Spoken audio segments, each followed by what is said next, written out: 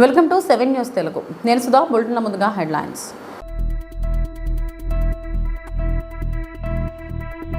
నారా లోకేష్ ను కలిసిన మాజీ సర్పంచ్ మమత.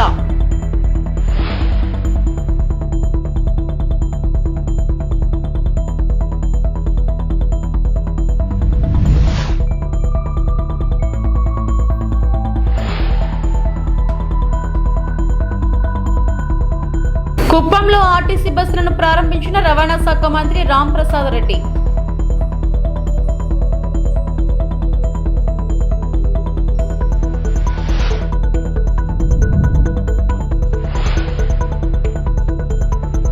సీఎం చంద్రబాబు ప్రకటనలతో హర్షం వ్యక్తం చేసిన ఎంఎస్పీ ఎంఆర్పీఎస్ నాయకులు.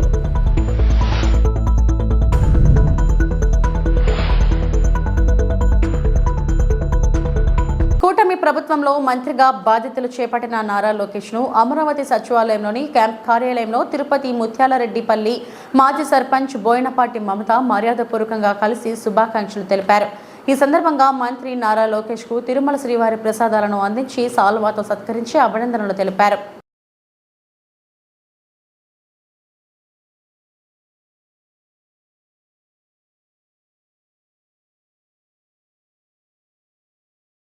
పొంగనూరు ఏరియా ఆసుపత్రి కార్పొరేటర్ వైద్యశాలలకు ధీటుగా ఉంటుంది. బుధవారం ఉదయం 10:30 గడిచిన కంటి వైద్యులు రాకపోవడంతో కంటి వైద్యం కోసం రోగులు పడికాపులు కాస్తున్నారు. ఈ ప్రాంతంలో పేద బడుగు బలహీన వర్గాల వారు ఎక్కువ మంది ప్రభుత్వ ఆసుపత్రికి వెళ్తుంటారు.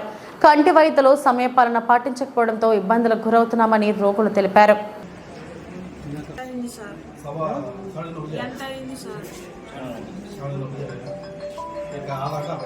గవర్నమెంట్ హాస్పిటల్లో ఈ కళ్ళే చూపించుకుని వచ్చి కూర్చున్నాను.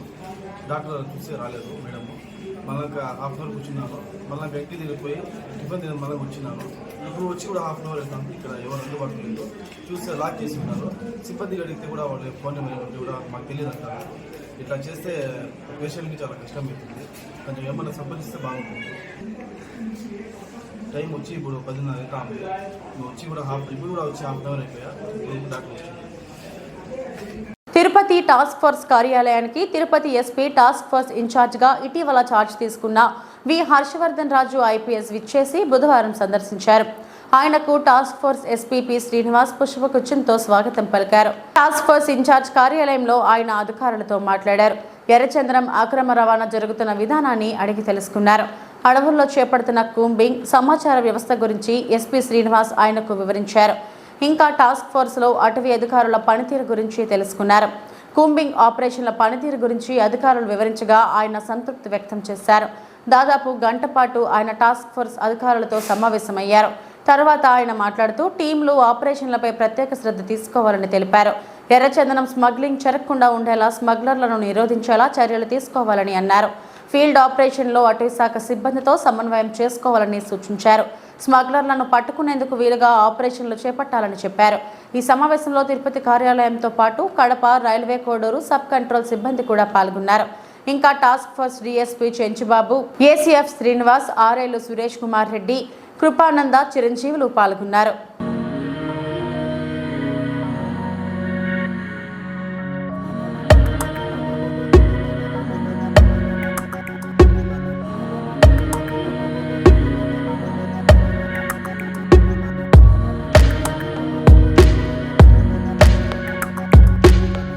జిల్లాలోని సఖీ వన్ స్టాప్ సెంటర్ రానున్న రోజుల్లో మరిన్ని సదుపాయాలతో ఆదర్శప్రాయమైన సెంటర్గా సేవలు అందిస్తుందని ఆకాంక్షిస్తున్నానని సఖీ వన్ స్టాప్ సెంటర్ మరియు గృహహింస చట్టం విభాగ కేంద్రాల నిర్వహణపై సంబంధిత శాఖలతో జాతీయ మానవ హక్కుల commission special monitor doctor Yogesh Dubey సమీక్షించి దిశానిర్దేశం చేశారు.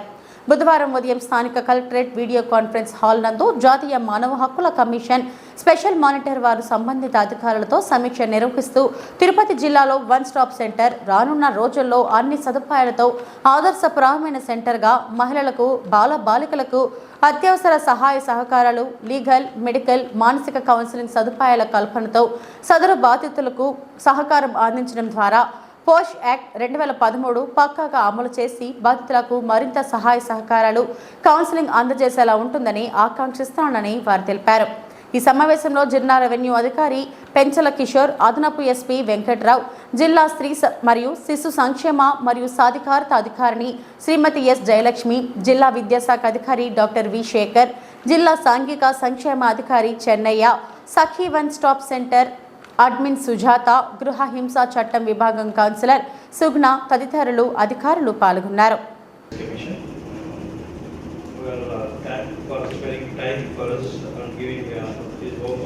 Valuable remarks on the schemes being implemented by Women and Child Welfare Department and moreover our police department and then other related departments. Objective, generally wherever I go in the district, we try to review the points, the subjects which concern the women, the children, the disabled people, and these kinds of very important issues. And this one-stop center has been a very important scheme for the state and as well as center also. రాష్ట్ర వ్యాప్త కౌలు రైతుల సమస్యలు పరిష్కరించాలని కోరుతూ ఆంధ్రప్రదేశ్ కౌలు రైతు సంఘం ఆధ్వర్యంలో ముమ్మిడివరం ఎమ్మెల్యే దాట్ల బుచ్చి రాజుకి ఏపీ కౌలు రైతు సంఘం జిల్లా కార్యదర్శి పల్లు రాజుబాబు తదితరులు కలిసి వినతిపత్రం అందజేశారు. భూ యజమానితో సంబంధం లేకుండా కౌలు గుర్తింపు కార్డు ఇవ్వాలని, 2011 సంవత్సరానికి సంబంధించి భూ అధికృత చట్టాన్ని అమలు చేయాలని కోరారు. సాగునీరు తరలించుకోవడం ఒకటండి. అక్కడ రెండు కూడా ధవళేశ్వరం నుంచి డైరెక్ట్ తీసుకొచ్చండి వాళ్ళకు ఉన్నటువంటి ఆర్థిక పరిస్థితి ప్రకారం. కానీ రైతులకు వచ్చేటువంటి నీళ్ళు వాటర్ పట్టుకుపోతున్నారండి. అక్కడ ఎక్స్ట్రా ఇవ్వట్లేదు. ఇందులో వచ్చినటువంటి వాటర్ వాళ్ళు తరలించుకుపోతున్నారు. అలాగే సైపాన్ వద్ద కాలువ పైన తొట్టు కట్టాలండి. అది ఎలా వచ్చిందంటే కింద భూమిలో పడండి, మళ్ళీ ఒక 50-60 మీటర్లు నీటిలోంచి కింద నుంచి వచ్చి మళ్ళీ పైకి ఎలా తేలవలసి వస్తుందండి. అక్కడ కాలువ పైన తొట్టు కట్టండి, డైరెక్ట్గా కాలం నుంచి ఇలా వచ్చేస్తుంది. అదొకటి ఉంది. అలాగే మూడోది ఏంటంటే పంట కాలంలో బాగు చేయబడి పైనుంచి ఆల్మోర్ పైనుంచి కూడా పంట కాలంలో ఎక్కడ బాగుస్తారు. నేను కూడా పండేసుకుంటాను. ఈ పంట కాలం బాగోకపోవడం ఒకటండి. అలాగే అసలైంది ఏంటంటే ఇది అందరూ గుర్తించకపోవడం మేము గుర్తించాము. ధవళేశ్వరం ఆనకట్ట వద్ద అంటే పూడికి తీయట్లేదండి. పూడికి తీయకపోవడం ఏమవుతుందంటే నీరు రిజర్వ్ ఉండట్లేదు. అంటే రైతులకి కావాల్సిన విస్తీర్ణానికి తగ్గట్టుగా సాలిడ్ రిజర్వ్ కావడం లేదు. సాగునీరు రిజర్వ్ కావడం వల్ల రైతులకు సరిపడే నీరు ఉండట్లేదు. వర్షాలు కుదుతున్నాయి కానీ సముద్రంలో వదిలేస్తున్నాడు. గేట్లు ఆగవు కాబట్టి సముద్రంలో వదిలేస్తున్నాడు. అక్కడ ఖచ్చితంగా అక్కడ ధవళేశ్వరం ఆనకట్ట దగ్గర పూడికి తీయించండి. ఎక్కువ నీరు రిజర్వ్ చేసుకుని పనిచేస్తుంది. రైతులకు 2 పంటలకు నీరు ఇవ్వడానికి సమృద్ధిగా ఉండడానికి ఇబ్బంది లేకుండా ఉంటుంది. అది మాత్రం వేల కోట్ల రూపాయలు ఖర్చు పెట్టిన ప్రభుత్వం, కానీ అక్కడ కనీసం 50 కోట్లు 60 కోట్లు ఖర్చు పెడితే పని అయిపోయేటువంటి పరిస్థితి. అంచేత ఈ అన్నిటిని ఇబ్బందుల వల్ల రావడం. పైకి ఇంకోటి ఏంటంటే వీళ్ళంతా కూడా శివర ప్రాంతానికి, గోదావరికి శివర ప్రాంతంలో ఉన్నామండి. ఈ గోదావరి శివర ప్రాంతంలో ఉండడం వల్ల ఏమవుతున్నాయంటే నీళ్లు పైగుళ్ళకి అందరూ అందుతున్నాయి కానీ కిందకి ఎవరికి అందట్లేదు. అంచేత ఏంటంటే ఒకటి అదే కాకుండా ఇక్కడ ఏమవుతుందంటే మురికాలలో డ్రైన్లు ఉన్నాయండి.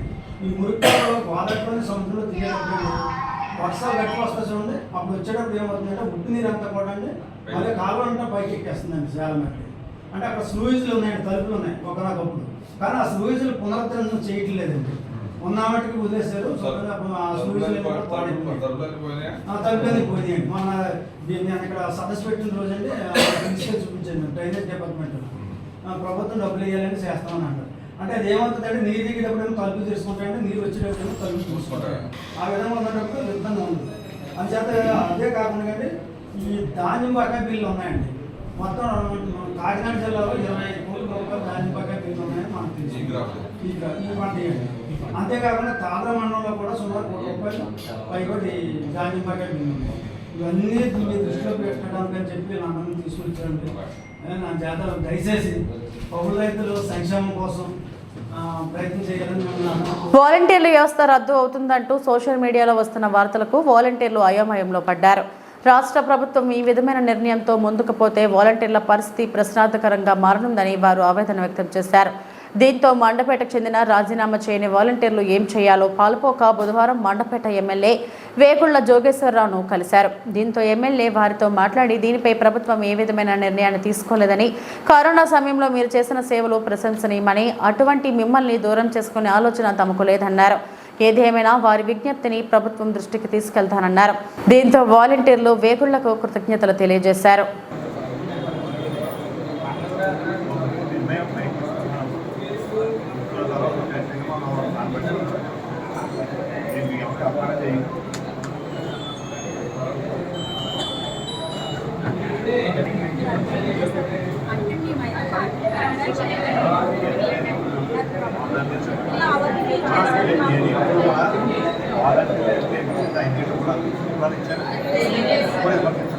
ఏంటంటే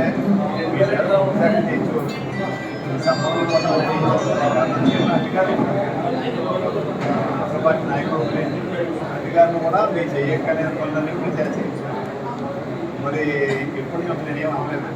రెండు మనకి కరోనా మీరు బాగా సర్దించేసారు.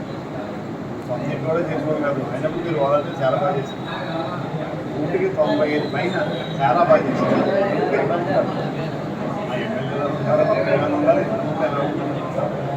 బాగా చేశారమ్మా. నేను ఎలా చెప్తున్నా అంటే పైన ఆపేశారా నాకు తెలియదు. సోషల్ మీడియాలో వాలంటీర్ వ్యవస్థ రద్దు చేస్తారని చెప్పేసి నా ఊహాగానాలన్నీ రావడంతో మా వాలంటీర్ వ్యవస్థ రద్దు చేస్తారు మాకు భయం వేసి ఎమ్మెల్యే జోగేశ్వరరావు గారిని కలవడం జరిగిందండి. సో ఆయన మాతో మాట్లాడారు. సో మా వాలంటీర్ వ్యవస్థ మేము సపోర్ట్ చేస్తాము. సో మీ పైనుంచి అఫీషియల్గా ఇంకా ఏమీ రాలేదు కాబట్టి మేము కూడా పైన చెప్తాము మీ గురించి. సో కరోనాలో కూడా మీరు చాలా హెల్ప్ చేశారు కాబట్టి మేము మీ ఉద్యోగాలకు సంబంధించి ఎటువంటి నిర్ణయం ఇంకా తీసుకోలేదు. సో పైనుంచి వచ్చిన వెంటనే మేము మీకు చెప్తాము. సో మీకు పైన కూడా మేము కూడా మాట్లాడతామని చెప్పడం జరిగింది. ద్రాక్షారామ శ్రీ మాణిక్యాంబ సమేత శ్రీ భీమేశ్వర స్వామి ఆలయంలో రాష్ట్ర కార్మిక శాఖ మంత్రి వాసంశెట్టి సుభాష్ ప్రజా దర్బార్ నిర్వహించారు. వైసీపీ ప్రభుత్వ హయాంలోనే ఆలయంలో అవినీతికి అంకురార్పణ చేశారని, రథం తయారీలో భారీ అవినీతి జరిగిందని ఆయన అన్నారు. దాతల సొమ్ముతో రథాన్ని తయారు చేసి మాజీ మంత్రి వేణు పేరు శిలాఫలకంపై ఎలా వేశారు అంటూ ఈవోను మంత్రి సుభాష్ని నిలదీశారు.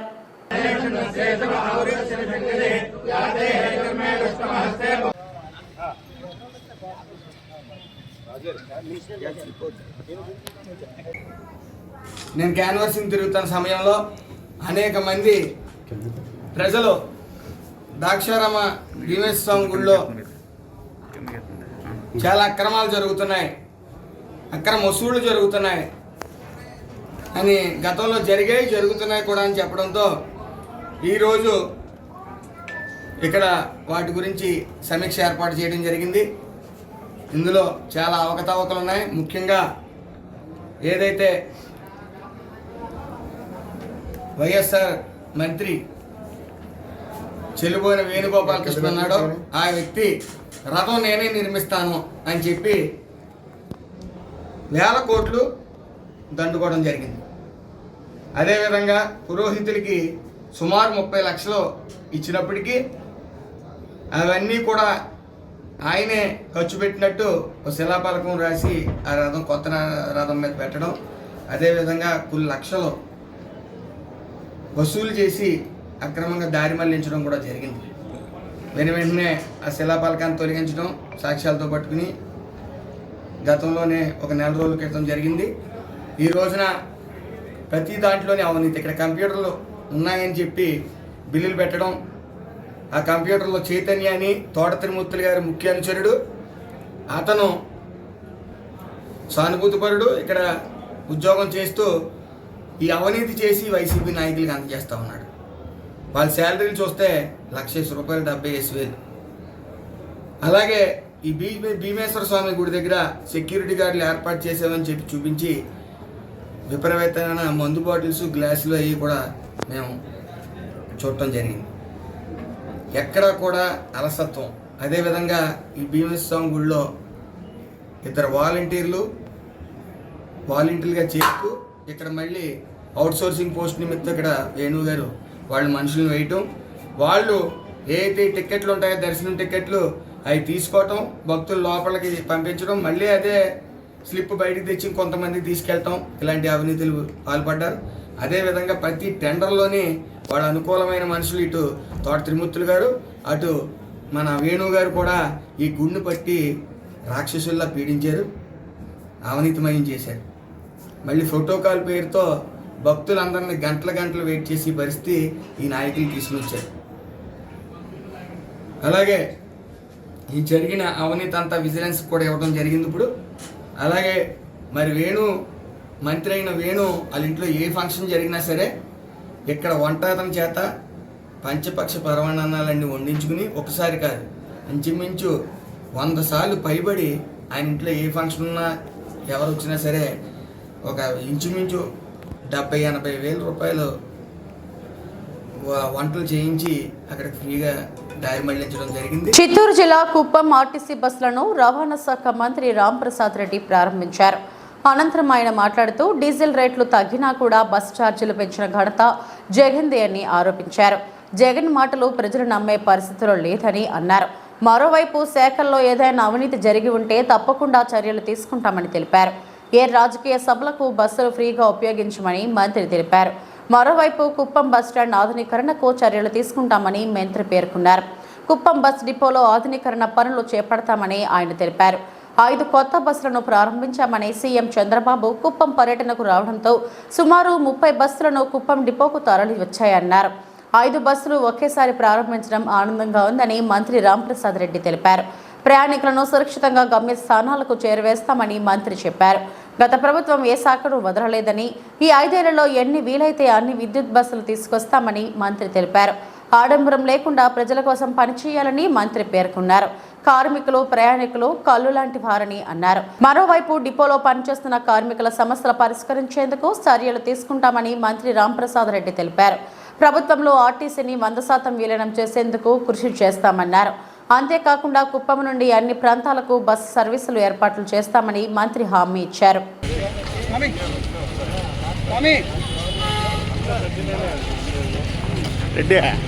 సరైన రెడ్డి ఆ మాత్రం లేకపోతే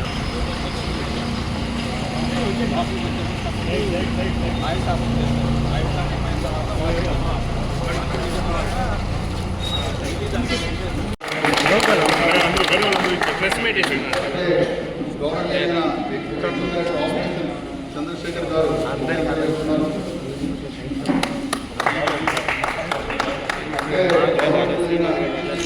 ఇంజనీరింగ్ గారు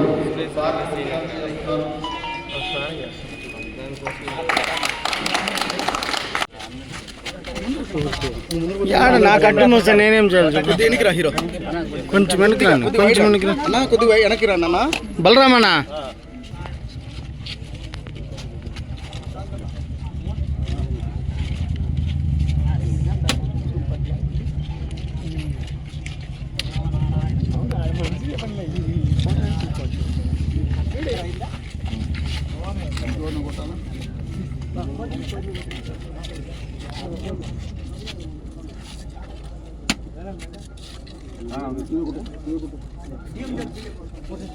వచ్చానా కొద్దిగా ఎన్నికి వచ్చానా రమేనా సార్ సార్ సార్ సర్వీస్ పేరు చెప్పండి. ఇది హైదరాబాద్ సర్వీస్ సార్. ఇది కుప్పం హైదరాబాద్ సూపర్ లగ్జరీ.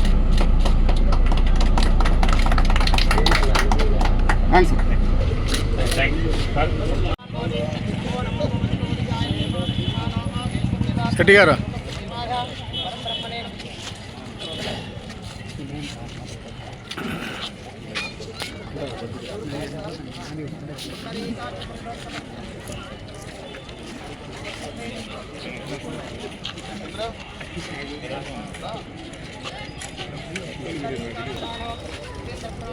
ఆయన వచ్చి ఓపెన్ చేస్తారు. ఈయనేనా ఆయన వస్తారు పూజ చేస్తుంటే music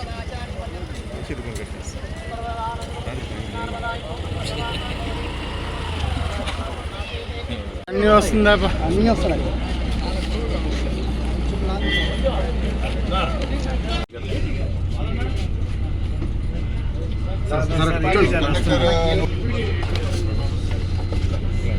ticket sir sir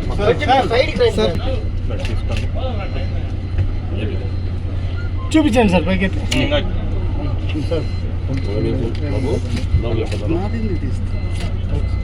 Chittoor జిల్లా పుంగనూరు పట్టణంలోని డాక్టర్ బాబాసాహెబ్ అంబేద్కర్ విగ్రహం వద్ద బుధవారం మధ్యాహ్నం 1 గంటకు కుప్పం పర్యటనలో సీఎం చంద్రబాబు ఎస్సీ వర్గీకరణ జిల్లాల వారీగా అమలు చేస్తామని తెలపడంతో సీఎం చంద్రబాబు పర్యటనపై డాక్టర్ బాబాసాహెబ్ అంబేద్కర్ విగ్రహానికి పూలమాలలు వేసి నివాళులు అర్పించి కృతజ్ఞతలు తెలిపిన ఎంఆర్పీఎస్ ఎంఎస్పీ నాయకులు. ఈ కార్యక్రమంలో ఎంఆర్పీఎస్ రాష్ట్ర సహాయ కార్యదర్శి మాటూరి మురళి, ఎంఎస్పీ జిల్లా నాయకులు నరసింహులు, మండల అధ్యక్షులు నాగభూషణం, వెంకటరమణ, ప్రభాకర్, హరిబాబు, గోవిందు తదితరులు పాల్గొన్నారు. ఈ సందర్భంగా ఎంఎస్పీ జాతీయ నాయకులు నరేంద్రబాబు మాట్లాడారు.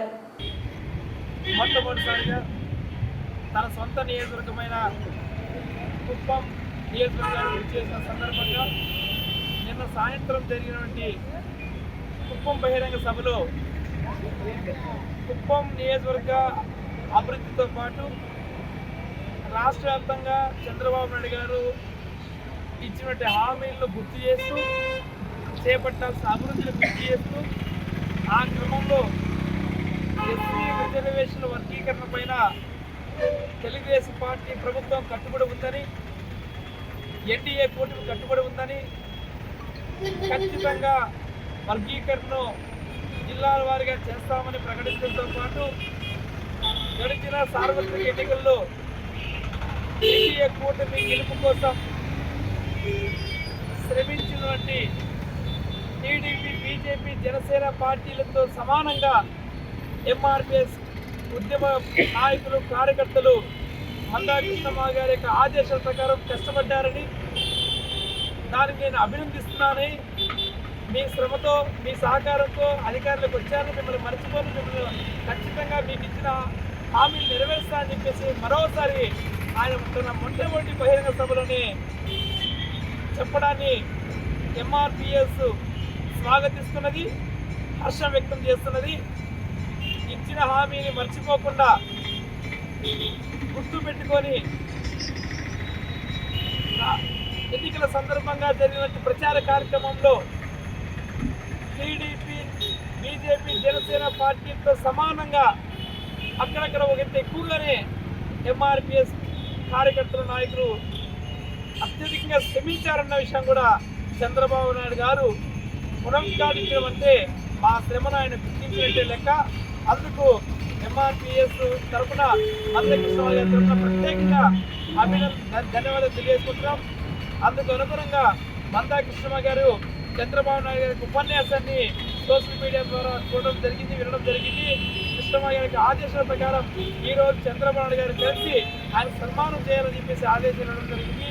అందుకు అనుగుణంగానే ఈరోజు ఉమ్మడి జిల్లా, చిత్తూరు జిల్లా వ్యాప్తంగా ఉన్నటువంటి ఎంఆర్పీఎస్ నాయకులు, కార్యకర్తలు మరి ఈరోజు 200 మంది పైన మేము ముఖ్యమైన నాయకత్వమే కుప్పంకి బయలుదేరుతున్నాం. అక్కడ చంద్రబాబు గారు కలిసి ప్రత్యేకంగా ఆయన సన్మానం చేసి మా కృతజ్ఞతలు కూడా మేము ఆయనకు ఆడతామని చెప్పేసి గుర్తు చేస్తున్నాం. అదే క్రమంలోనే సామాజిక న్యాయ దృక్పథానికి అనుగుణంగా చంద్రబాబు నాయుడు తీసుకున్న ప్రతి నిర్ణయానికి ఎంఆర్పీఎస్ కట్టుబడి ఉంటుందని అండగా నిలబడుతున్న గుర్తు చేస్తున్నాం. అదే క్రమంలో చంద్రబాబు నాయుడు గారు మందకృష్ణమ్మ గారికి మరి ఎన్నికల ముందు ఇచ్చినటువంటి అనేక హామీలు ఉన్నాయి. మాదిగలతో పాటు సంబంధించిన అనేక వర్గీకరణతో పాటు ఇతర అనేక రకమైనటువంటి మరి హామీలు ఉన్నాయి. అవి కూడా ఖచ్చితంగా భవిష్యత్తులో నెరవేర్చాలని కూడా మేము ఆశిస్తున్నాం. మరి ఈ సందర్భంగా మరోసారి చంద్రబాబు గారికి ఎంఆర్పీఎస్ కమిటీ తరఫున మరోసారి ఉద్యమ వందనాలు తెలియజేస్తున్న ముగిస్తూ జై భీమ్, జై జగన్, జై పూలే, జై మహాజన్, జై మందకృష్ణ. ఈ వార్తలు ఇంతటితో సమాప్తం. నమస్తే.